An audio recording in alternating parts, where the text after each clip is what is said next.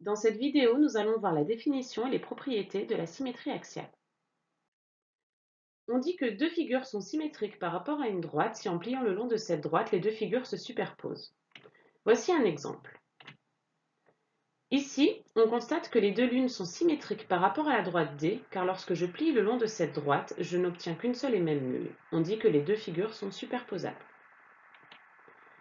La droite le long de laquelle on plie pour obtenir la superposition des figures s'appelle l'axe de symétrie. Il s'agit ici de la droite D.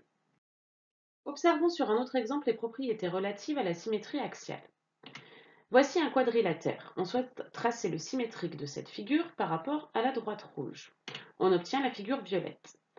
Lorsqu'on observe ces deux figures, on constate dans un premier temps qu'elles ont la même forme. Cela signifie qu'il y a conservation des aires.